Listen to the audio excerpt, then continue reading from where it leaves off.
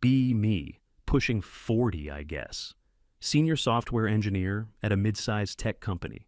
Been here for the better part of a decade. It's a decent job. The pay is good, the work is challenging enough to not be boring, and the people, for the most part, are competent. I'm what they call a subject matter expert in a couple of our core systems. Basically means I'm the guy they call when something is truly deeply broken. It also means I'm expected to mentor the junior devs. I don't mind it. I actually kind of enjoy it. It's satisfying to see someone who's smart but inexperienced finally have that aha moment when a complex concept clicks into place. We had a good system going. A new junior comes on. They get assigned to a senior dev for a few months. The senior gives them code reviews, answers questions, and holds one-on-one sessions to go over architecture, best practices, that sort of thing. It worked. Our junior devs ramped up faster than at any other company I'd worked for. A few months back, maybe late last year, we hired a new batch of college grads. One of them was Emma. She was assigned to my team, and by extension, to me for mentorship. Kid was sharp, really sharp, picked things up quickly, asked intelligent questions, and wasn't afraid to admit when she didn't know something. The perfect student, really. We'd get together twice a week in one of the small conference rooms. Just me, her, and a big monitor. I'd pull up her code, or my code, or a system diagram. We'd walk through it line by line. I could explain things without being interrupted, and she could ask questions without feeling like she was holding up the whole team. These sessions were incredibly productive. I remember one time she was struggling with a multi-threading issue, a real nasty one that can trip up even experienced devs. She'd been spinning her wheels on it for a day and a half. She brought it to our session, looking completely defeated. We spent an hour whiteboarding the entire process flow. I drew out the threads, the locks, the race conditions, and then I saw it in her eyes. The light bulb went on. She practically ran back to her desk and had the whole thing fixed in 30 minutes. She swung by later and told me she learned more in that 1 hour than in her entire college course on the subject. That's the stuff that makes the mentoring worthwhile. You're building up the next generation of competent engineers. The company gets better, the team gets stronger. Everybody wins. The whole office environment was pretty relaxed, professional, but not stuffy. My best friend at work is Ricky. He's another senior dev, been there about as long as I have. He's more cynical than I am, but he's a damn good engineer. We'd usually grab coffee in the morning and complain about management or marvel at some new, spectacularly bad piece of legacy code we'd discovered.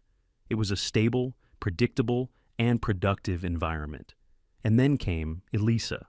It started with a company-wide email announcing our new Vice President of People and Culture, not HR Director. Oh no, that's old-fashioned. I remember Ricky reading the email over my shoulder. He just made this low groaning sound. He said something like, "People and culture? That sounds expensive and useless." I told him to give her a chance. Maybe she'd be fine. Ricky just shook his head and said, "Guys like us are never fine with the people and culture department." A week later, she held a mandatory all-hands meeting to introduce herself. She was exactly what you'd picture, probably in her early 30s, dressed in that specific corporate but trying to be hip way. She stood at the front of the room with a bright, fixed smile and spoke entirely in buzzwords. It was a masterclass in saying absolutely nothing. She talked about fostering synergy, leveraging our core competencies, and shifting the paradigm of workplace inclusivity. I looked around the room. All the engineers, men and women, had the same blank, slightly pained expression. It was the face of people who solve concrete problems for a living, being forced to listen to someone who creates abstract ones. She ended her speech by saying she had an open-door policy and was excited to begin the work of cultivating a psychologically safe and dynamically equitable workspace. We all clapped politely and filed out. Ricky caught up with me on the way back to our desks. "Well," he said, "she seems completely disconnected from the reality of what we do here." I had to agree. It felt like someone from a completely different planet had just been made our boss. For the first few weeks, nothing really happened. We'd see her walking around the office smiling at everyone. She'd schedule little meetings with random people to take the temperature of the culture. One of the junior women on another team had a meeting with her and said it was weird. Apparently, Elisa kept asking her if she felt empowered and if the male-dominated energy of the engineering floor was intimidating. The junior dev, who just wanted to code, told her everything was fine and that her mentor was great. She said Elisa looked almost disappointed by that answer. That should have been a red flag. Then, about a month into her tenure, the email landed. The subject line was, "An important update to our collaboration and meeting policy." I opened it with a sense of dread. The email was long and filled with the same corporate jargon from her speech, but the core message was buried in the third paragraph.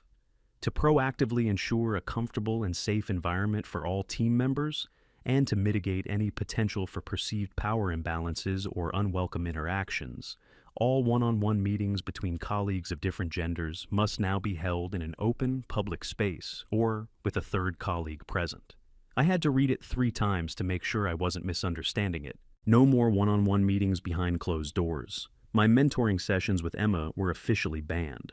I swiveled in my chair to look at Ricky. He was already staring at his screen with a look of pure, unadulterated, "I told you so." He didn't even say anything. He just raised his eyebrows and gave me a slow, deliberate nod. My first thought was that this was insane.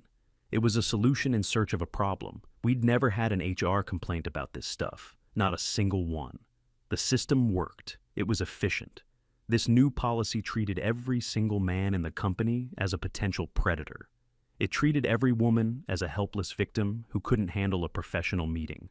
It was insulting to everyone. I decided I couldn't just let it go. I had to at least try to talk to her. I was a senior employee. I had a good reputation.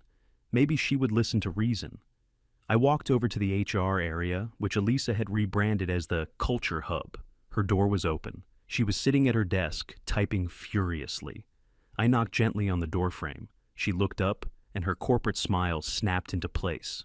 "Brian, come on in. What can I do for you?" I stepped into her office. It was sterile, decorated with framed posters of inspirational quotes about teamwork and diversity. I kept it calm and professional. I explained that I'd read the new policy and had some concerns. I described the mentoring program, how it worked, and why the one-on-one sessions in a quiet conference room were essential for effective teaching. I used Emma as a specific example. I explained how our sessions were critical for her development and how this new rule would essentially destroy that. She listened patiently, nodding the whole time. When I was done, she folded her hands on her desk and leaned forward. "Thank you for sharing that, Brian. I really value your perspective as a team leader." My heart lifted for a second. Maybe this was going to work. "However," she continued, "what you're describing is a legacy system, and while it may have worked in the past, we need to build systems that are equitable and safe by design." I must have looked confused because she elaborated. "You might not see the power dynamic in a closed-door meeting with a junior female employee because you're in the position of power, but for her, it can be an inherently intimidating situation. This policy removes that intimidation factor entirely." I tried to argue. I told her that Emma had never expressed any discomfort, that our relationship was purely professional. I said that this policy would actively harm her career growth and the growth of all the other junior women. Elisa's smile tightened just a little. "Sometimes," she said in a condescending tone, "people don't know what's best for them. It's our job to create a structure that protects them, even from situations they don't perceive as dangerous. This isn't about you personally, Brian. It's about creating a better, safer workplace for everyone." The conversation was over. I knew it. It was like talking to a wall that smiled and used words like synergy. I just said, "Okay, I understand," and walked out. I went straight to Ricky's desk. I told him the whole story. He listened, shaking his head slowly. When I was finished, he leaned back in his chair and sighed. "Welcome to the new world, my friend," he said, "where good intentions and bad ideas have a baby, and we all have to pretend it's not ugly." He then said the words that would define our strategy for the next few months. "It's time for malicious compliance." I asked him what he meant. "She wants this rule? Fine. We will follow this rule to the absolute letter," he explained. "No exceptions, no workarounds. We will do exactly what the policy says, and we will let the consequences speak for themselves. We don't complain, we don't argue, we just comply, perfectly." It felt wrong, but I knew he was right. Arguing was pointless. The only way to show them the rule was stupid was to let it fail. spectacularly. The next day the change began. I had to have the awkward conversation with Emma. I caught her in the kitchen getting coffee. I told her that, per the new HR policy, we couldn't have our one-on-one meetings in the conference room anymore. She looked confused. At first I think she thought she had done something wrong. I had to quickly reassure her that it wasn't her. It was a new company-wide rule that applied to everyone. I explained the new options. We could meet with a third person, or we could discuss things at my desk in the middle of the open plan office. She looked crushed. She said, "But I learned so much in those meetings. How am I supposed to ask questions now?" I told her she could always ask at my desk. We both knew it was a terrible substitute. Our section of the office is not quiet. People are constantly talking, phones are ringing, and there are 100 distractions. It's not a place for focused, deep-dive technical discussions. The first time she tried, it was a disaster. She had a question about a complex API integration, the kind of thing that would have been a 20-minute whiteboard session before. She came over to my desk and started to explain the problem. Within 5 minutes, we were interrupted 3 times. First, a project manager came by to ask me about a deadline. Then, Ricky yelled a question at me from across the room about a server issue. Then, the guy at the desk next to mine started a loud phone call.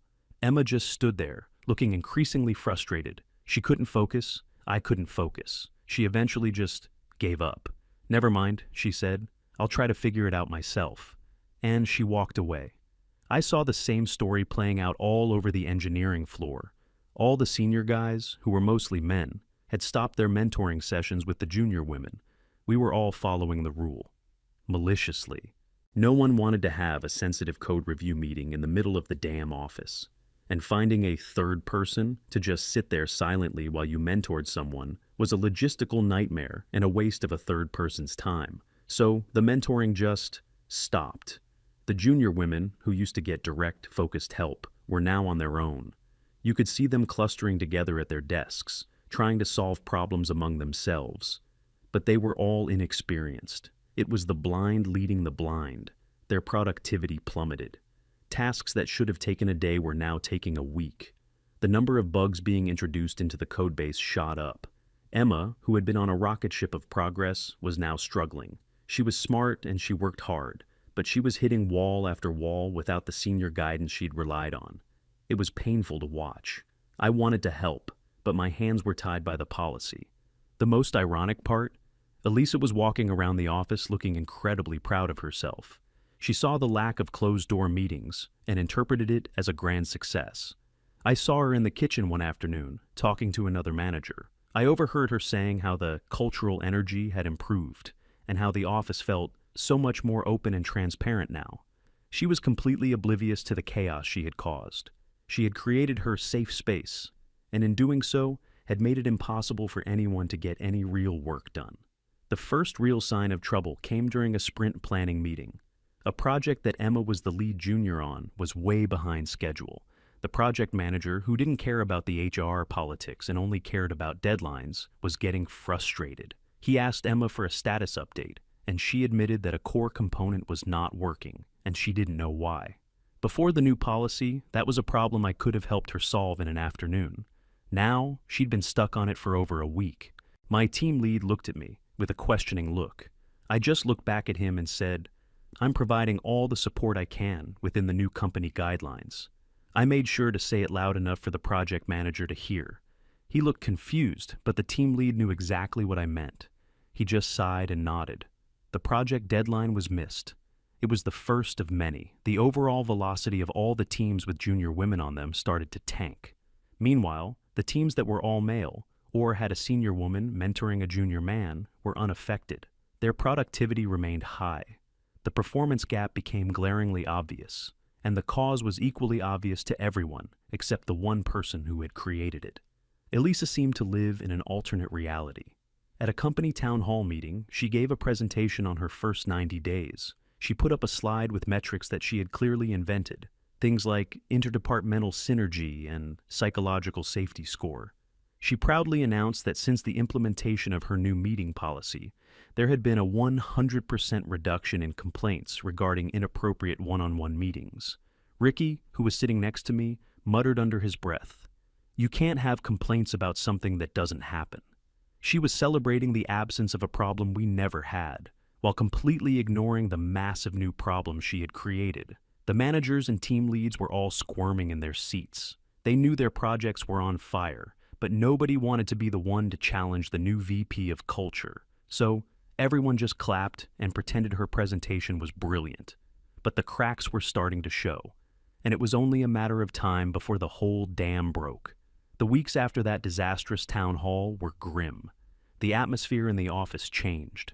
Before, there was a sense of collaboration, a feeling that we were all on the same team, trying to build something cool. Now, there was a quiet, simmering resentment. You could feel the division. The senior men were walking on eggshells. We were doing our jobs, writing our code, but the extra stuff, the mentoring, the casual advice, the willingness to go the extra mile to help a junior, was gone. Why risk it?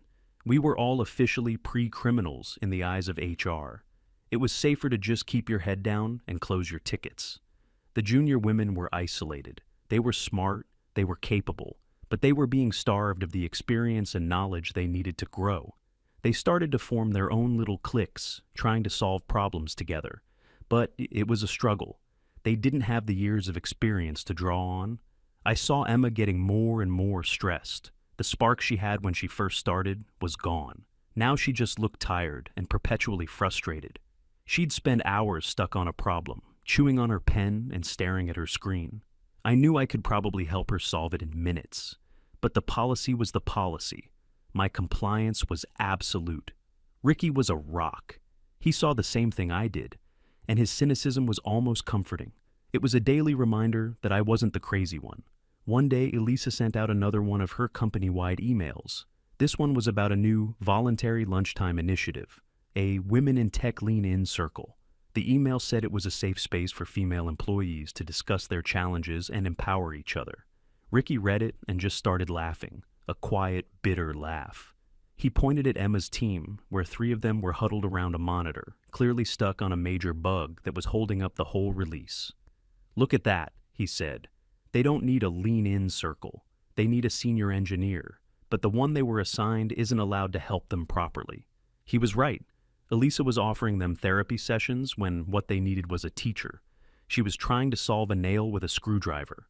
The situation came to a head as we approached the end of the quarter. Our company lives and dies by its quarterly product releases. It's the big event that brings in new clients and keeps the investors happy.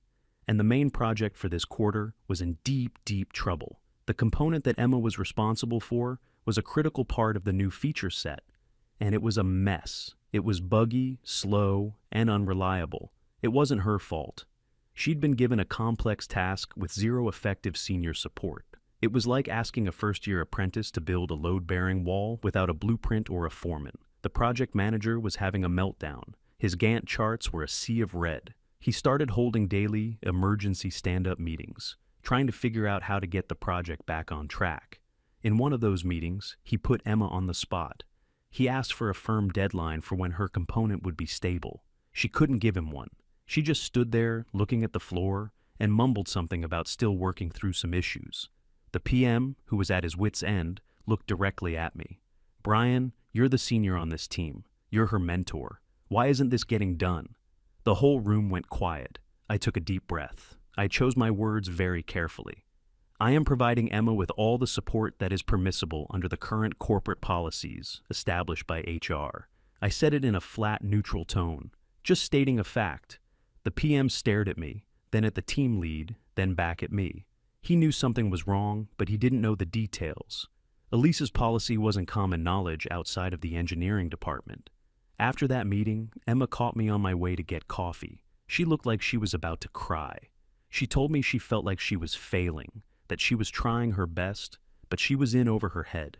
She said, "I feel like my career is going to be ruined because of this project. I'm going to get a terrible performance review." Then she asked me, in a very small voice, if we could just have one meeting, in a conference room, like we used to. She promised she wouldn't tell anyone. It was a test. A part of me wanted to say yes, to hell with the rules. But I thought of Ricky, malicious compliance. The only way to fix the system was to let it break completely. I told her I was sorry, but I couldn't. I could lose my job. I told her the policy was clear and I had to follow it. She just nodded, her eyes welling up, and walked away. It was one of the hardest things I've had to do in my professional life, to deny help to someone who was asking for it, who I knew I could help. But it had to be done. The release date came and went. The project was not ready. For the first time in 5 years, the company missed a major quarterly release. The fallout was immediate. The stock price dipped. Angry emails from clients started coming in. And the CEO, who was usually a distant figure we only saw at town halls, was suddenly very, very present. He was a man who didn't care about feelings or culture. He cared about one thing: results. And the results were a disaster, an emergency.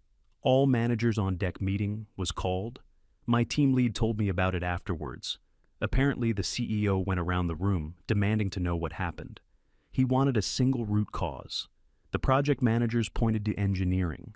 The engineering managers pointed to a massive, unexplained drop in productivity and a spike in bugs, specifically from teams with junior women. They were trying to be diplomatic. No one wanted to throw HR under the bus. But the CEO was smart. He saw the pattern. He asked, "What changed this quarter that only affected these specific teams?" The room was silent, and then the CEO dropped the bomb. He held up a piece of paper. He said he had received a very interesting letter. A letter signed by Emma and 3 other junior female engineers from different teams. The letter, my team lead told me, was a masterpiece. It was professional, polite, and absolutely devastating. It detailed the new HR policy. It explained how the ban on one-on-one mentoring had completely cut them off from the senior engineers. It stated in no uncertain terms that the policy, which was supposedly created to protect them, was actively and directly harming their professional development and torpedoing their projects. The final line of the letter was the killer. "We never felt unsafe before this policy was implemented. Now, we feel our careers at this company are in jeopardy." The CEO finished reading excerpts from the letter. Then he looked at the VP of engineering and said, "Set up a meeting in my office in 1 hour. I want you, I want Elisa from HR, and I want Brian, the mentor mentioned in this letter." My team lead found me at my desk and told me I'd been summoned. My heart was pounding. This was it, the end game. I walked into the CEO's office. It was the first time I'd ever been in there. It was big, with a huge window overlooking the city. The CEO was sitting at a massive mahogany table. The VP of engineering was there, and so was Elisa. She looked nervous. Her usual bright smile was gone, replaced by a tight, strained line. The CEO didn't waste any time with pleasantries. He got straight to the point. He looked at Elisa and said, "I have a report here that says our engineering productivity dropped 20% this quarter, resulting in a failed product launch and millions in lost revenue. And I have a letter here from 4 of your female engineers saying it's because of a policy you implemented." He paused. "Explain." Elisa launched into her defense. It was a fire hose of corporate jargon. She talked about best practices, about mitigating legal risks, about creating long-term cultural value. She said that a temporary dip in productivity was a small price to pay for building a foundation of psychological safety. The CEO listened to all of it without interrupting. His face was like stone. When she finally ran out of steam, he turned to me. "Brian," he said, "you're a senior engineer. You've been here for years. You're one of the people mentioned in this letter as being a good mentor. Tell me, from your perspective, what happened?" I kept it simple and factual. I described the old mentoring system. I described how effective it was. I described the new policy. I described my conversation with Elisa, where I had warned her this would happen. I described how I and all the other senior engineers had followed her policy to the letter. And I described the predictable, inevitable result. Projects failed. I didn't use any emotional language. I just laid out the cause and effect. The CEO nodded slowly. He looked back at Elisa. "So, you were warned this would happen, and you did it anyway." Elisa started to stammer. The risk of not acting was too great. The potential for... The CEO cut her off. "The potential for what? We have never had a harassment complaint about this. Ever. You invented a problem, implemented a solution that crippled the company, and in the process, you hurt the careers of the very women you claim to be protecting." He let that hang in the air for a moment. Elisa was pale. The CEO then looked at me. "Brian, what would it take to fix this?" I had my answer ready. "Abolish the policy, let me do my job. Let all of us do our jobs." The CEO looked at my VP, who nodded in agreement. Then he looked back at Elisa. His voice was cold and flat. Elisa, your vision of people and culture is incompatible with our company's goal of shipping products and making money. Your services are no longer required. Just like that. It was over. Her jaw dropped. She looked like she'd been slapped. She tried to say something, but the CEO just held up a hand. Security will escort you to your desk to collect your personal belongings. Have a nice day. She was escorted out of the room, completely stunned. The CEO looked at my VP. Draft a company-wide email. The policy is rescinded, effective immediately. State that our company values mentorship and direct collaboration above all else. Then he looked at me. Brian, thank you for your honesty and for your patience. Now, please go fix my project. I walked out of that office feeling 10 pounds lighter. By the time I got back to my desk, the email from the CEO was already in my inbox. It was short, direct, and to the point. No jargon, no fluff. A wave of relief washed over the entire department. I looked over at Ricky's desk. He was just slowly, silently clapping. The first thing I did was send a message to Emma. Hey, conference room 3 is free at 3 p.m. Let's get that component fixed.